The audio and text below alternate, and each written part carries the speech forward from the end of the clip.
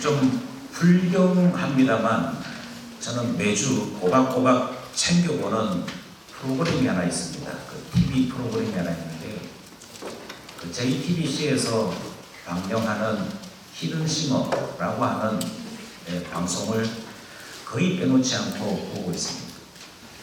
보게 되는 이유는 이 프로그램 자체가 가지고 있는 설정이 마음에 들어서 또 매주 이 정도 되는구나 하는 그 반가움도 있어서 보게 됩니다. 이 프로그램은 어떤 것이냐면 진짜 가수를 흉내내는 모창자들을 숨겨두고 가장 못 부른 사람 처음에 찾아내다가 맨 마지막에 진짜 가수는 그럼 어디 있느냐 요거 찾아내는 프로그램입니다. 그런데 그 모창자들의 노래 실력도 사람을 깜짝깜짝 놀라게 만들지만 이 코너마다 당신은 왜 이 가수의 노래를 흉내내게 되었느냐 인터뷰하는 시간이 있습니다. 목소리가 다른데 목소리의 톤이 다른데 어떻게 이 가수의 목소리를 노래를 거의 흡사하게 심지어는 원래 가수는 떨어지고 모창자가 더 가수 같다 이러는 경우도 허다해서 사람 놀라게 만드는 그런 일이 있거든요. 그래서 물어봅니다. 물어보면 거의 한결같은 대답이 이 가수분은 모르겠지만 저는 이 가수의 노래에 힘을 얻었습니다. 이런 이야기가 등장해요. 제가 실직했을 때, 제가 재수하고 있을 때, 제가 병에 걸렸을 때, 제가 자살을 할까 이런 생각하고 있을 때, 심지어 어떤 사람은 자살하러 가는데 가는 도중에 길에서 예전에 카세트 테이프 하는 그 구루마에서 그 가수 노래가 귀에 들려와서 죽으러 가다가 그 노래 때문에 돌아갔다. 그리고는 그 원래의 가수와 함께 노래 부르면서 눈물을 줄줄 흘려요. 고마웠다. 당신 때문에 내가 살 수 있게 됐다. 그러면서 그때부터 당신의 노래를 좋아했고 좋아하다 보니 자꾸 따라 부르게 되었고 따라 부르다 보니 가수가 언제 숨 쉬는지 이 가수는 발음을 어떻게 하는지 그것까지도 아주 세밀한 것까지도 다 흉내낼 수 있게 되어서 이게 모창자 노래인지 원곡자의 노래인지 구분조차 할 수 없을 정도의 실력을 가지게 되더라. 그런 이야기들이 매주 쏟아지는 것을 보면서 볼 때마다 이 괜찮은 프로그램이다. 이런 생각을 하면서 보고 있습니다. 이 프로그램 보면서 느끼는 하나의 교훈은 사람 마음 다 똑같구나. 도움을 받으면 그 도움 받은 것 잊지 못하고 이 도움 받았음에 대해 담내하고 싶어하는 이 마음 다 똑같구나. 그래서 이 가수 노래는 절대 흉내 못 낸다 하는 사람의 그 노래조차도 수많은 사람들이 도전하고 흉내내는 것을 보게 되는 것이죠. 사람 마음 다 똑같습니다. 도움을 받으면 반드시 고맙습니다. 감사했습니다. 그 사람 실제 몰라도 그 사람은 내가 언제 당신 도와줬습니까? 할지라도 내가 지나가다 노래를 들었던 내가 그 사람 때문에 흥분하면서 지켜보다가 도움을 받았던 도움을 받은 모든 사람들은 다 고맙습니다 하게 되어 있더라는 것이지. 이것이 한자로는 인지상정 아니겠습니까? 우리 마음속에 누구나가 다 가지고 있는 마음, 사람이면 누구나가 다 품고 있는 그 성품과 마음이 우리 속에 다 있더라는 것이지. 그렇게 생각하자면 사실은 12월 한 달 동안 우리는 감사에 대해서 설교할 필요가 없습니다. 왜냐하면 지나가다가 노래 들은 것도 고마워서 고맙습니다. 그리고는 그 가수 보자마자 눈물을 줄줄 흘리는 게 우리네 사람들 마음인데, 하나님의 크신 은혜를 받은 우리가 당연히 하나님께 감사합니다 하는 것은 당연한 거 아니겠습니까? 너무도 당연한 것인데, 너무도 당연한 것을 무려 5주에 걸쳐서 설교한다는 것은 어떤 면에서는 시간 낭비이거나 어떤 면에서는 안 해도 되는 것, 그 뱀꼬리와 같이 사족다는 것밖에 되지 않을 것 아니겠습니까? 그런데 참 신기하게도 우리는 매해, 아닙니다 여러분, 하나님께 감사해야 됩니다, 하나님께 감사하는 우리 해야 됩니다, 이렇게 이야기해야 된다는 것입니다. 왜일까요?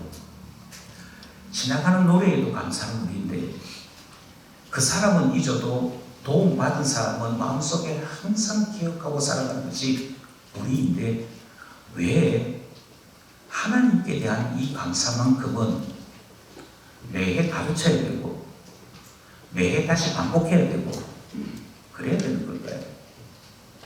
여기는 감사하려고 하지만 많은 경우 감사할 것을 찾지 못해서 감사의 어려움을 겪는 경우들이 아닌가 생각하는 것이죠. 하나님께 대해 감사하긴 해야겠는데요, 그런데 하나님께 뭘 감사해야 되지요? 이렇게 되는 것이죠. 예, 우리는 참 아쉽게도 사람에 대해 감사하는 것은 잘하는데 하나님께 대한 감사는 어렵습니다. 우리는 먼저 왜 하나님께 대한 감사가 어려운지 3가지 정도 이유를 함께 고민하려고 합니다. 첫째 이유는, 사람은 자기 눈에 보여야 감사합니다. 내 눈에 보여야, 아, 이게 이렇게 된 거구나, 이게 이렇게 된 거구나 하고 보여야 감사를 합니다. 그런데 하나님은 보이시지 않습니다.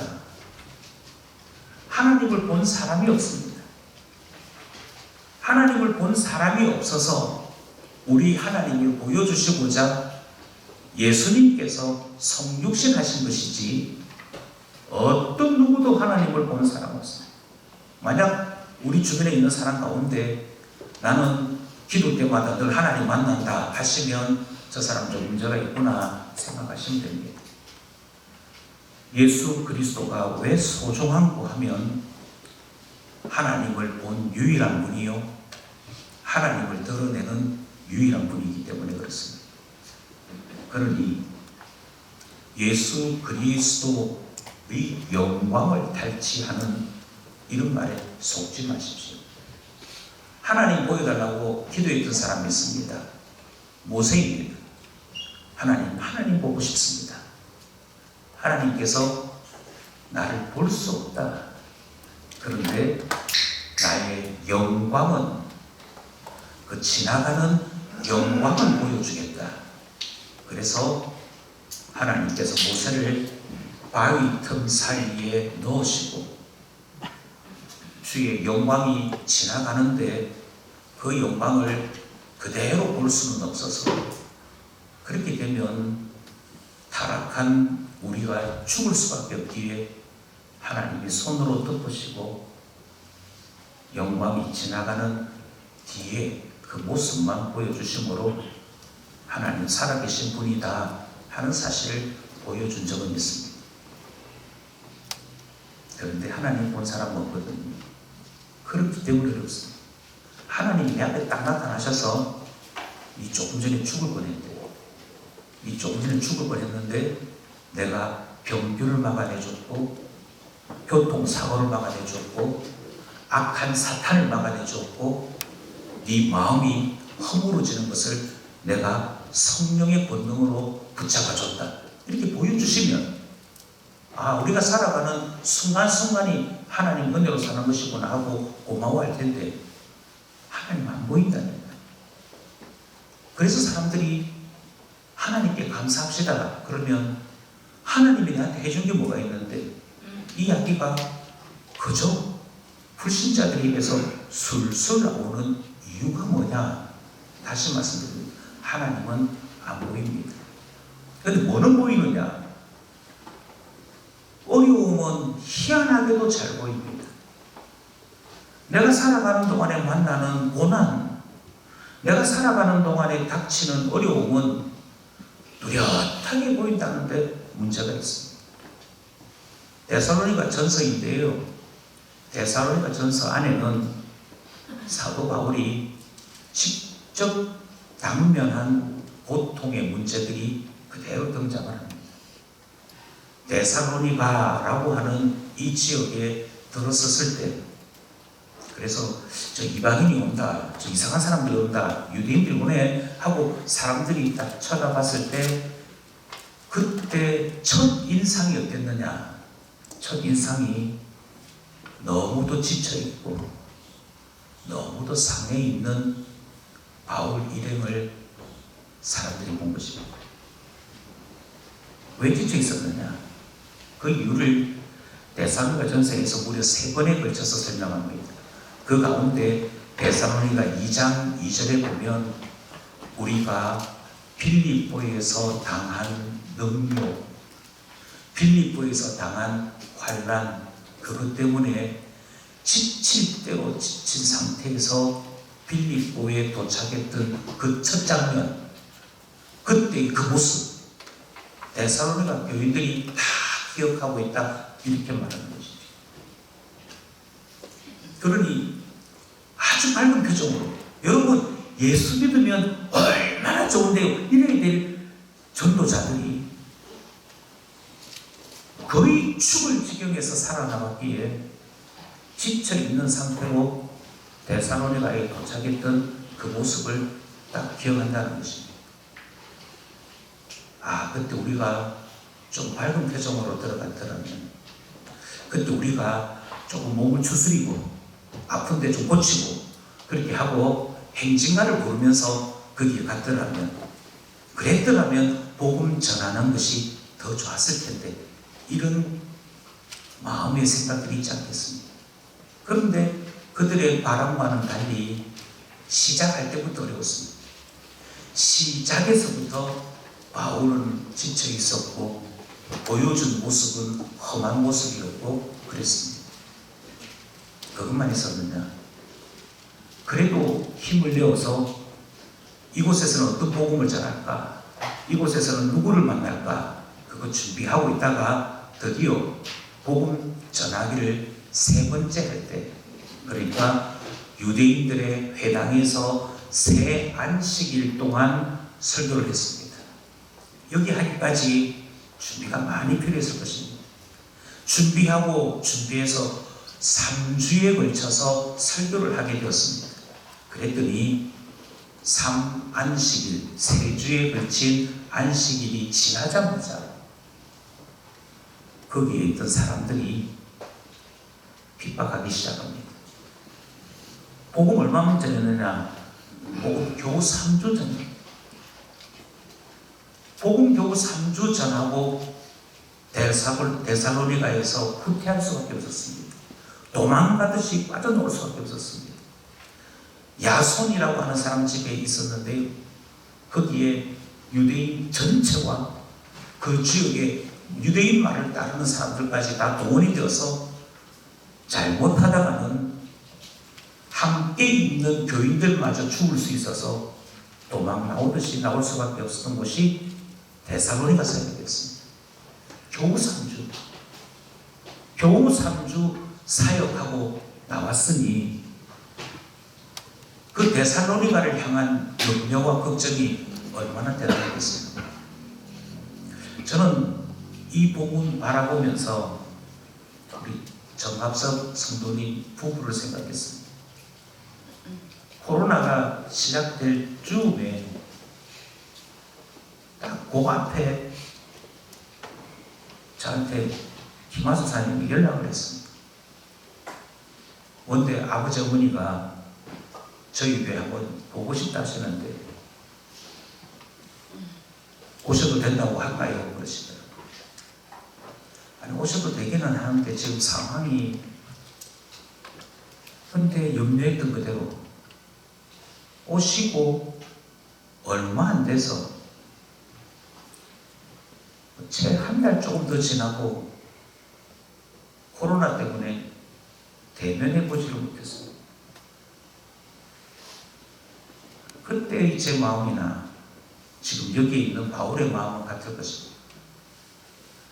계속 만나서 이야기하고 성도 간의 교제 가운데 하나님 이런 분이구나, 교회가 이런 곳이구나, 신앙이 이런 곳이구나 해도 안 보이는 사람은 끝까지 안 보이는 것이 신앙인데 오시자마자 코로나 때문에 한참을 보지 못하게 됐어요. 이 어려움, 그게 있었다는 거예요. 그랬을 때 바울은 얼마나 많이 아파했겠습니까? 주님, 저곳에서 주님 저희들을 좀 지켜주셔서 한 3년 복음 전하게 해주시지 겨우 3주가 뭡니까? 그럴 만하지 않겠습니까? 이것이 어려움이지. 이 어려움은 눈에 많이 보인다니까요. 이것만 해도 사실은 큰데 그보다도 더 큰 어려움은 무엇이었느냐면 그렇게 해서 복음 전한 데살로니가 교인들이 그 뒤로 지속적으로 박해를 받는다는 거예요. 지속적으로 고통을 받는 거예요. 여기에 등장하는 고통은 마음의 어려움만을 이야기하는 것이 아닙니다. 이 사람들이 만난 환난과 박해는 그 당시 상권을 쥐고 있던 유대인들에 의해서 돈벌이가 막히는 것까지 포함하는 것입니다. 그러니 데살로니가에서 장사를 좀 해보려고 그러면 유대인들이 길을 막습니다. 뭔가 해보려고 그러면 회당을 중심으로 모이는 유대인들이 저 사람들은 예수 이단이다 그러면서 온갖 악담과 이상한 소문을 퍼뜨리는 것입니다. 그랬을 때 바울의 마음속에 앞이 안 보이는 거죠. 보이는 게 하나도 없는 거죠. 보여야 감사할 텐데 보이지 않습니다. 어려움만 있습니다. 그랬을 때 대부분의 사람들이 감사하자 하는데도 불구하고 아니요, 저는 지금 감사할 힘이 하나도 없습니다, 이렇게 말하더라는 것이죠.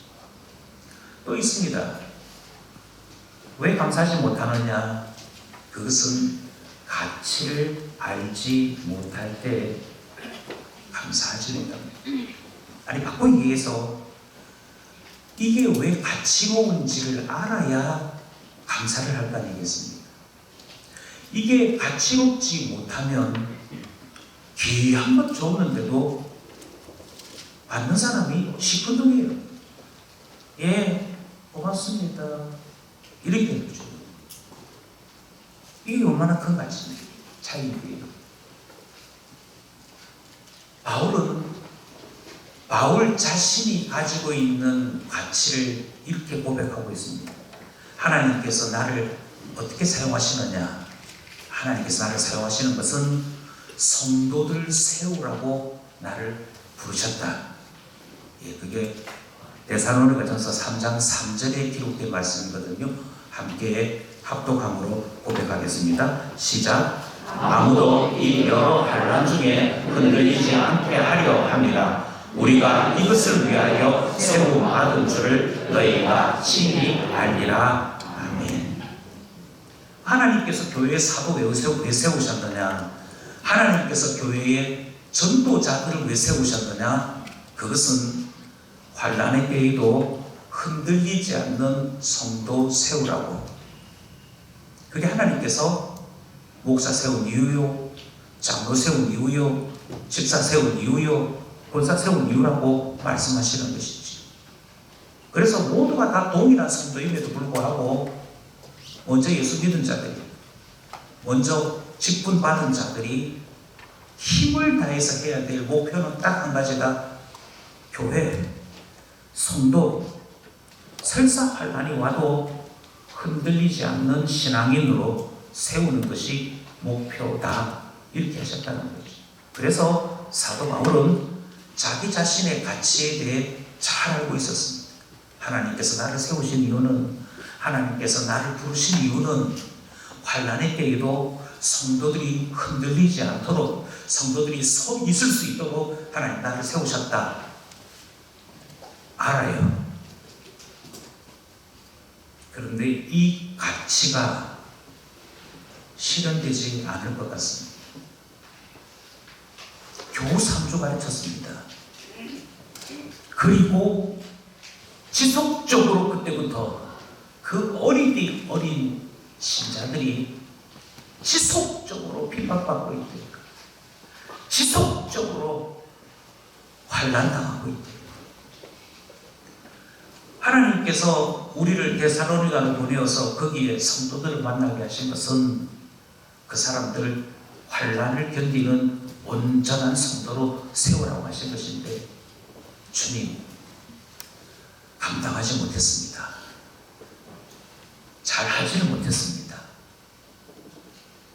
예, 그래서 어떻게 되는고 하니, 가치를 알면 감사하는 것이 맞는데도 불구하고 완벽함을 추구하는 사람이나 또는 목표를 너무 높게 세운 사람들은 감사하지 못하는 것입니다. 한 해 동안 어떻게 사셨습니까?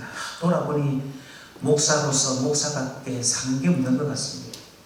제가 수만 명 모으는 설교자가 아니었던 것 같고, 제가 한 번 설교에 3,000명씩 회개하는 그런 능력을 발휘하지도 못한 것 같고, 저는 아무짝에도 쓸모가 없습니다. 이렇게 하면 가치를 오히려 아는 것 때문에 감사하지 못하게 되는 희한한 일이 생기게 되더라는 것입니다. 여러분은 어떠신지요? 책임감, 완벽함, 그것 때문에 너무 높은 목표를 세우시고 너무 높은 추구를 갈망하시다가 도리어 실망하고 계신 것은 아닌지 생각해야 한다는 것이죠. 아무튼 지금 바울은 숙제를 맡았는데 숙제를 잘 못한 것 같은 답답함을 여기에 호소하고 있습니다. 저 사람들을 환난 중에도 세워야 되는데 이러고 있는 것이죠. 하나님이 나를 그것 때문에 부르셨는데 어찌할꼬. 이것이 보통 감사에 이르지 못하는 두 번째 이유가 된다고 생각합니다. 마지막 세 번째가 있지. 그것은 바라는 것에 따라 감사를 하게 되어 있습니다. 먼저 고린도전서 15장 19절 말씀을 함께 나누려고 합니다. 고린도전서 15장 19절 말씀 함께 합독합니다. 만일 그리스도 안에서 우리가 바라는 것이 다만 이 세상의 상뿐이면 모든 사람 가운데 우리가 더욱 불쌍한 자이니라. 바꾸이 말씀드려서 이 세상 기준으로 그리스도인들의 삶을 바라보면 이 세상 것을 바라는 사람들의 눈에는 교회 다니는 사람이 최고 멍청한 사람입니다. 주일날 놀러를 갈 줄 압니까? 쉴 줄을 압니까? 그렇다고 집안일이 누가 해주는 것도 아닌데 교회 갔다 온 시간만큼 집안일은 밀려있고 쉬는 것은 쉬지 못하고 아무것도 하지 못하는데 왜 저 사람들은 교회 가서 하루 종일 있다고 할까? 예, 이유는 바라는 것이 세상 것이기 때문에, 또는 나 자신이 유익하고 평화롭기만을 바라기 때문에 그 기준으로 보면 예수 믿는 사람이 최고로 불쌍합니다. 그래서 사도 바울은 이렇게 얘기하죠. 만약 우리가 바라는 것이 이 세상 것뿐이라고 한다면 몸의 부활을 이야기하고 영생을 이야기하는 예수쟁이만큼 불쌍한 사람은 어디에 있겠습니까? 그러나 이 세상이 아니라 영원한 생명에 대한 것에 대해 우리가 다시 한번 이야기하자면, 이 세상에서는 죽고 영생을 꿈꾸는 우리가 가장 고귀한 삶을 사는 사람이 되는 것이죠. 이처럼 바라는 것이 무엇이냐에 따라 감사는 달라집니다. 어떤 한 여자 청년이 교회를 왔습니다. 교회 와서 첫 질문이 기도 어떻게 하냐고 물어보더라고요. 그래서 왜 그러냐? 기도를 하고 싶다. 그래서 열심히 기도를 가르쳤습니다. 기도 어떻게 하느냐 하면 이렇게 하는 것이다 가르쳤습니다. 근데 그 다음 질문이, 전사님, 제가 열심히 기도했거든요. 근데 왜 하나님은 제 기도 안 들어주세요? 열심히 기도했는데 하나님 왜 제 기도 안 들어주세요? 그래서 무슨 말이냐? 그랬더니 교회에 나온 이유가, 자기 어머니가 병원에 갔는데 이미 암 4기를 지나서 가능성이 없다. 그 이야기를 듣고 병원에서 가능성이 없다고 하니까 교회 가보자. 교회 가서 기도하면 병 낫는 수가 있다더라 하고는 온 겁니다. 그리고는 교회에서 기도하다 보면 병 낫는 수가 있다 하니 오자마자 하는 이야기가, 기도 어떻게 합니까? 좀 가르쳐 주십시오.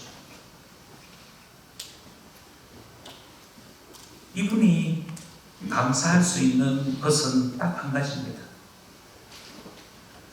암 4기가 되어서 병원에서도 손 다 넣은 상황이지만 내가 교회 왔잖아. 내가 기도한다니까. 그러니 하나님은 내 기도를 딱 들으시고 바로 그 자리에서 우리 어머니 암을 딱 낫게 해주면 되는 거야. 그것만이 내가 감사할 조건이야. 이런 것이죠. 사람들마다 바라는 것이 있다니까요. 사람들마다 바라는 것을 우리는 때로 소망이라고도 하지만 욕심이라고도 합니다. 그 욕심이 먼저 우리 속에 딱 자리를 잡기 시작하면요, 그 다음부터는 그 바라는 것이 채워져야만 감사하게 됩니다. 주님, 브랜드 있는 아파트 45평, 이미 그게 내 마음속에 욕심으로 요 안에 꽉 차 있으면 지금 살고 있는 38평짜리 아파트는 절대 감사할 수 없습니다. 도무지 서울 중심과 강남에 45평 아파트를 살 수 없는 내 남편의 월급은 용서할 수가 없습니다. 왜요? 바라는 것에 따라 감사한다는 거예요. 내가 원하는 이것, 내가 원하는 이것, 그것 되어지면 내가 감사하고 아니면 감사할 수 없다고 바뀌는 것이죠. 그래서 무엇을 바라느냐가 참 달라지기 시작합니다. 적어도 우리는 고린도전서 15장 말씀을 따라 우리가 바라야 될 것은 이 세상에 있는 것은 아니어야겠구나 라고 하는 것을 생각합니다. 만약 우리가 불신자와 같이 우리의 바라는 것이 이 세상뿐이라고 한다면 우리는 불쌍한 자입니다. 그래서 우리는 다시 한 번 더 우리의 바람이, 우리가 추구하고 갈망하는 것이 바뀌어져야 합니다. 바뀌어져야만 하나님의 능력을 볼 수 있고 하나님의 일하심을 경험할 수 있고 하나님 앞에 감사하는 자가 될 수 있거든요. 뭘 바라십니까? 우리가 뭘 바라야 되겠다는 것이죠. 사도는 하나님께서 자기 자신을 세우신 소명에 대해 말한 바가 있습니다. 그리고 그 소명을 따라 사도 바울은 바라는 것이 딱 한 가지라고 이야기합니다. 데살로니가전서 1장 8절이지요.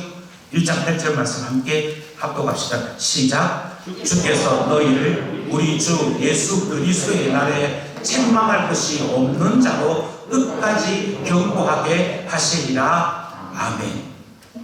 이렇게 하나님께서 주신 것을 바라는 자 되어야 한다는 것입니다. 그래 해도 이미 말씀드린 대로 그 소망이 하루아침에 이루어지는 것은 아닌지라 때로는 낙심하고 때로는 고민하고 때로는 눈물로 호소하게 되어 있는 것이 우리들의 삶인 것이지. 결론이 무엇이냐? 야, 감사하는 게 참 쉽지 않구나. 이 사실을 우리는 확인하게 되는 것입니다. 그럼에도 불구하고 오늘 본문에서 우리는 놀라운 사실 하나를 만납니다. 이 고난과 이 어려움을 누구보다도 깊이 경험했던 바울이 오늘 본문 9절에서 뭐라고 얘기하는 거니? 하나님 앞에 어떻게 보답할고 물어보는 것은 몰라서 물어보는 것이 아니고 하나님 앞에 더 많이 감사함으로 이 은혜에 보답하고 싶다라고 하는 마음을 표현하는 것입니다. 오늘 본문 9절 말씀 함께 합독하겠습니다. 시작. 우리가 우리 하나님 앞에서 너희로 말미암아 모든 기쁨으로 기뻐하니 너희를 위하여 너희 어떠한 감사로 하나님께 보답할까? 아니, 목사님, 조금 전에 우리는 감사가 어려울 수밖에 없는 세 가지를 살폈습니다. 예, 우리 분명히 그렇게 살폈습니다. 그런데 바울은 어떻게 감사할까? 하나님 앞에 어떻게 하면 더 감사할 수 있을까? 이런 놀라운 이야기를 하게 될까요? 우리와 바울 사이에 무엇이 차이가 나기에 우리는 감사할 수밖에 없는 것이 눈에 보이고 바울은 그럼에도 불구하고 하나님 앞에 보답할까? 이런 이야기를 하게 될까요? 라는 질문을 하게 되는 것이죠. 우리는 오늘 본문에서 세 가지 바울이 온갖 어려움 속에서도 하나님 앞에 감사하게 되는 놀라운 변화를 발견하려고 하는 것입니다. 첫 번째는 하나님이 보여주십니다. 하나님을 볼 수는 없습니다. 하나님 보이시지 않으면 하나님을 볼 수는 없으나 그러나 하나님은 하나님 살아계심을 보여주십니다. 그것이 차이지. 5절과 6절 앞부분까지를 함께 합독하려고 합니다. 시작. 이러므로 나도 참다 못하여 그의 이름을 알기 위하여 그를 보내었노니 이는 시험하는 자가 너희를 시험하여 우리 스스로를 헛되게 할까 하니 지금은 디모데가 너희에게로부터 와서. 디모데 이야기가 갑자기 등장을 하지요. 디모데 이야기가 등장을 하게 된 것은 디모데가 데살로니가 소식을 전해주는 소식통이었기 때문입니다. 데살로니가에서 핍박을 받아 나올 때에도 남겨둔 한 사람이 있었습니다. 그 사람이 디모데입니다. 그리고 디모데는 바울 일행이 철수하고 난 다음에도 그곳에서 함께 남아 그 성도들과 함께 같이 울고 웃는 생활을 했습니다.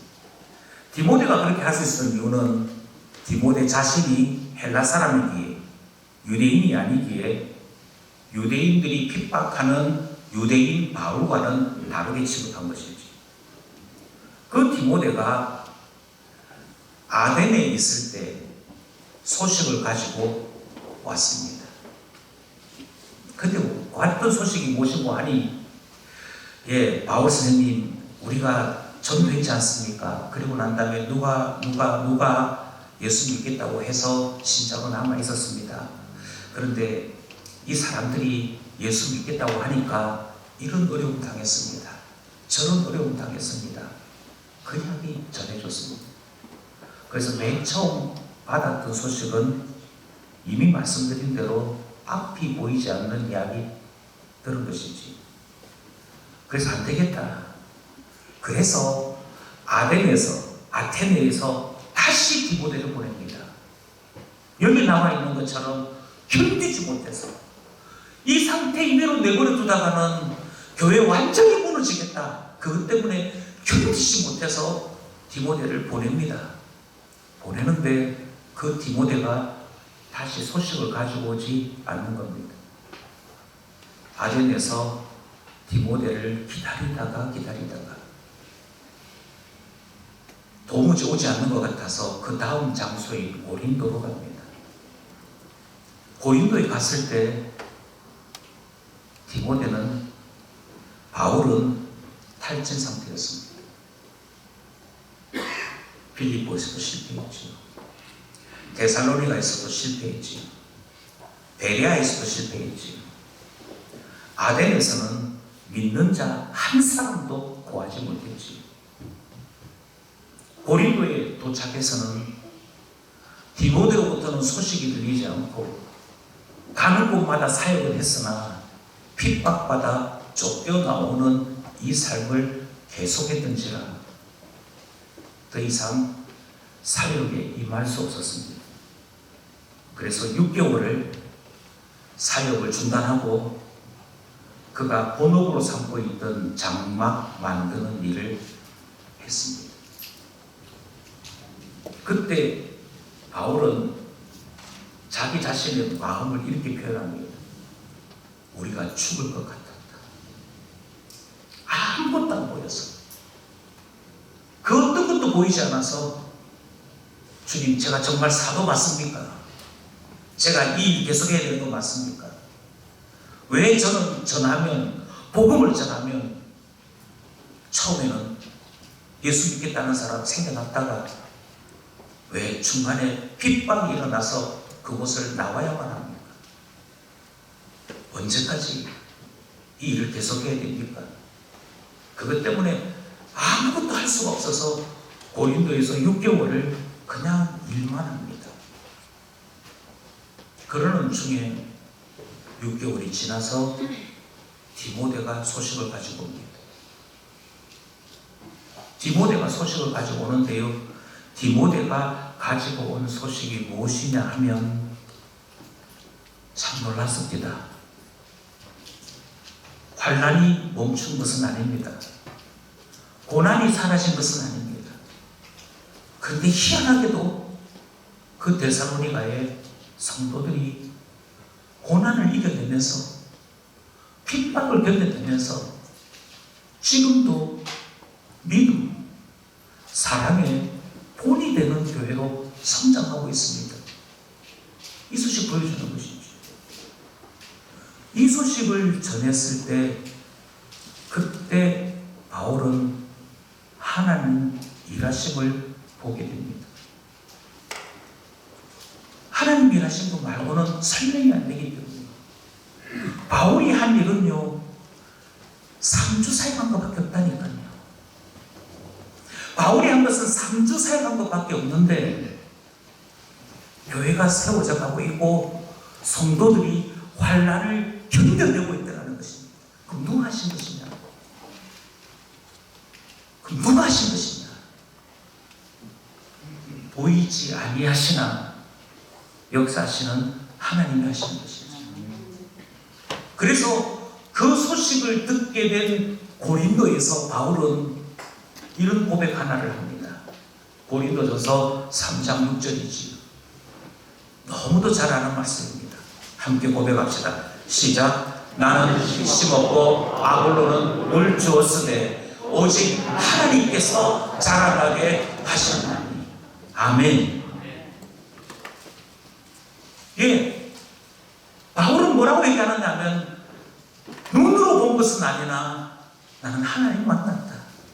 하나님이 하시더라.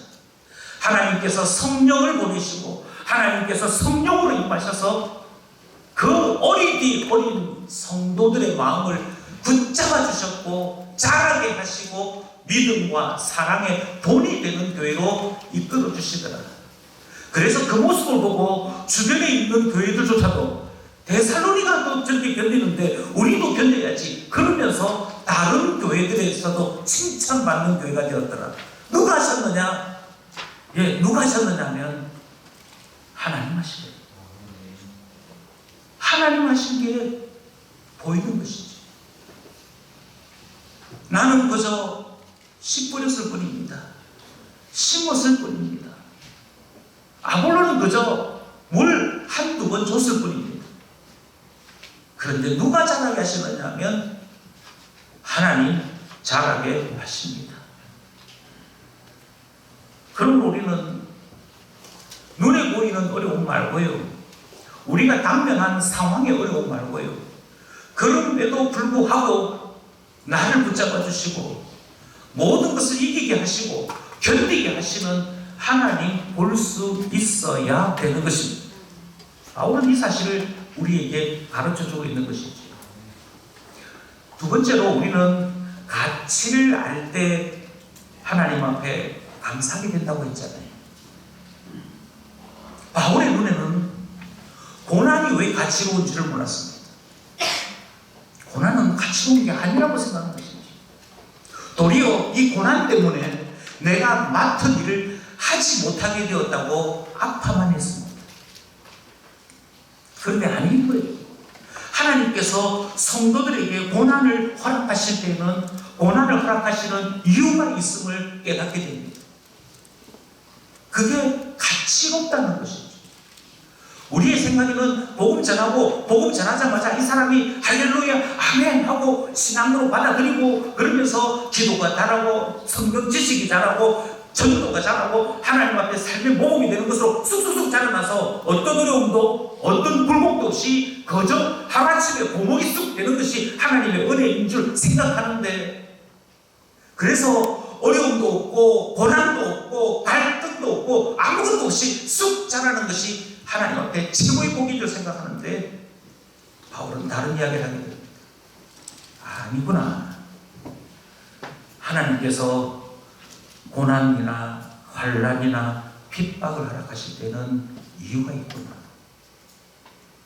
데살로니가 전서 2장 14절 말씀입니다. 데살로니가 전서 2장 14절 말씀 함께 합독합니다. 형제들아, 너희가 그리스도 예수 안에서 유대에 있는 하나님의 교회들을 본받는 자 되었으니 그들이 유대인들에게 고난을 받음과 같이 너희도 너희 동족에게서 동일한 고난을 받았느니라. 바울이 뭐라고 얘기하느냐면, 아니, 하나님 우리가 다르게 사용하시더라는 거예요. 희한하게도 예수 믿고 예수님 믿겠습니다 고백하고 나면 그 다음 하나님은 희한하게도 고난을 경험하게 하시더라는 거예요. 이게 앞에 있던 교회들을 생각해 봐도 똑같더라는 거예요. 앞에 있던 교회가 어떤 교회냐면 유대에 있는 교회입니다. 예루살렘 교회고요, 안디옥 교회고요, 그렇습니다. 그런데 그 모든 교회들이 예수 믿고 예수 믿어서 온 동네에 칭찬과 소문을 듣는 일을 경험하고 난 딱 다음에는 그 다음 무슨 일이 일어나느냐, 박해가 일어나고 핍박이 일어나고 그렇게. 아이고, 그래서 예루살렘 교회 없어지는 줄 알았습니다. 그래서 안디옥 교회 사라지는 줄 알았습니다.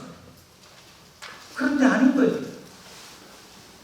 하나님께서는 도리어 우리의 신앙이 진짜인지 아닌지, 머리로 배웠던 신앙이 우리 삶 속에 뿌리 내릴 수 있는지 아닌지, 마치 볼이 자랄 때 볼이 발로 꾹꾹 눌러주듯이 주님께서 고난을 통해 신앙을 연단시키시는 거예요.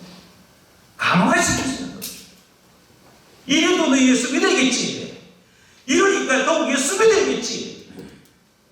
예, 내가 예수 그리스도를 머리로 아는 것이 아니고요, 살기 위해 믿습니다.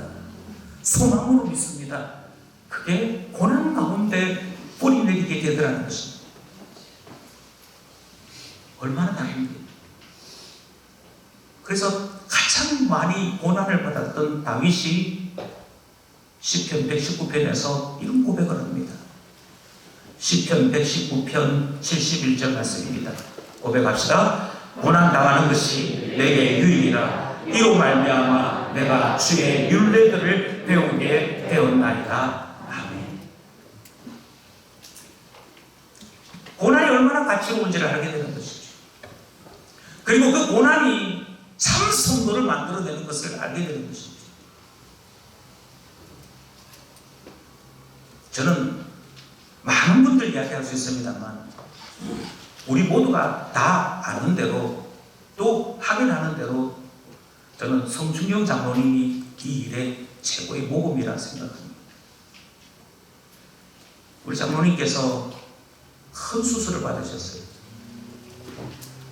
암 수술도 받으셨어요.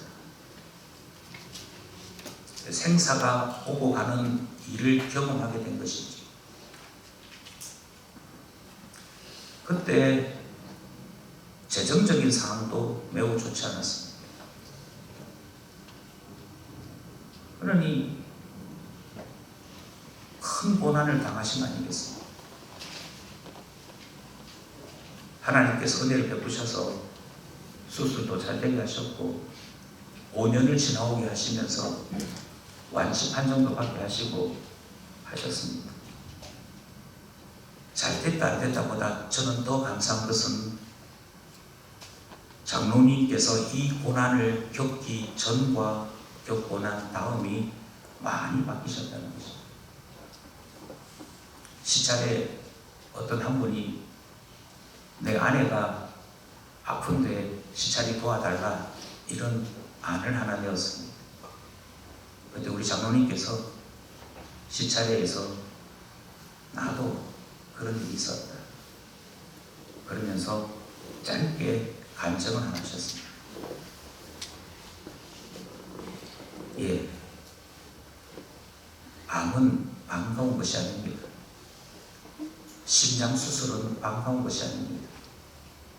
생사를 오고 가는 경험은 결코 반가운 것이 아닙니다.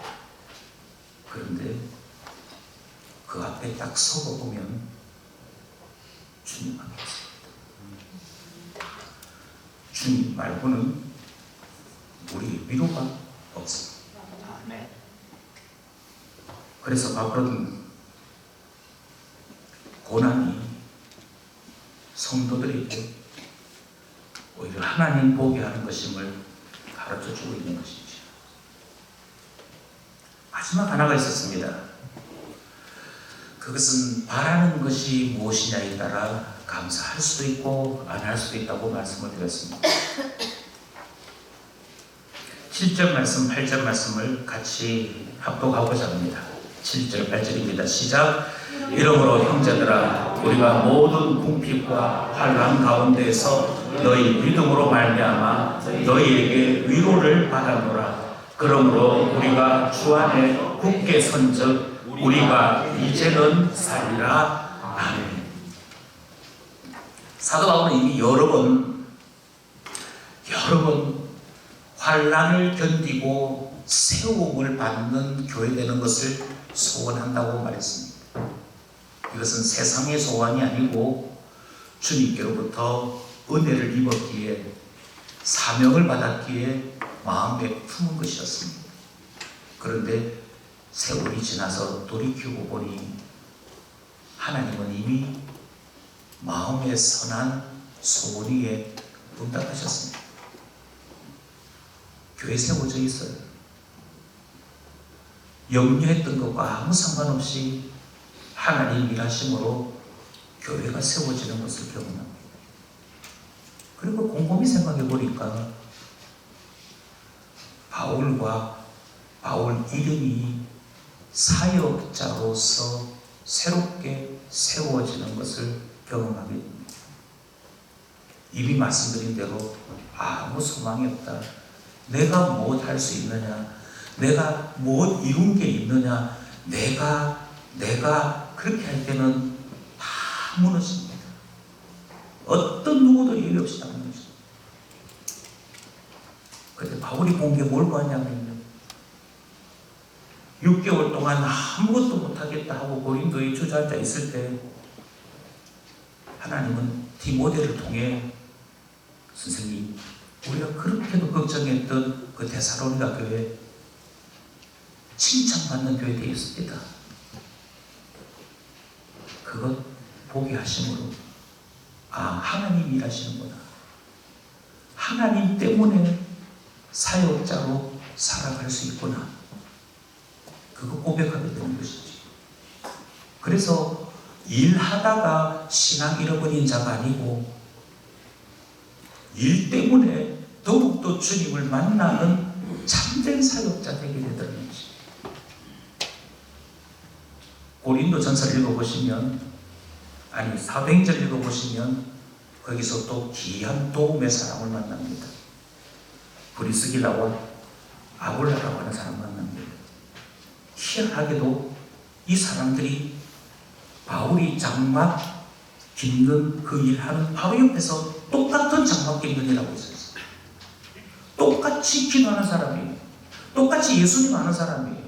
심지어 이 사람들은 시장에서 전도하고 있던 아볼로라는 사람 만나니까 불러내어서는 당신이 복음에 대해서 대충 듣기는 들었는데 예수님에 대해서 잘 모르고 있네 하고서는 이 부부가 전도자인 아볼로를 불러서 복음을 가르쳐주고 성경을 가르쳐주는 일이 했습니다.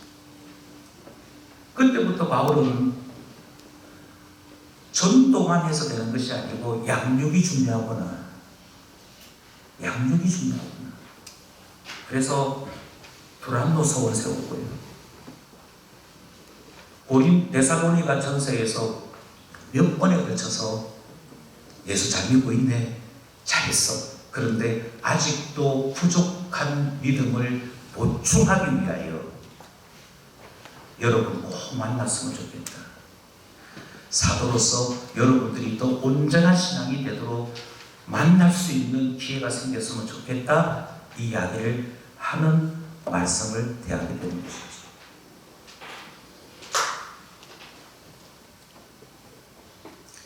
여기서 우리는 다시 한 번 더 추수감사절을 앞두고 우리 자신을 돌아봤으면 좋겠습니다. 여러분은 하나님의 은혜가 보이시는지,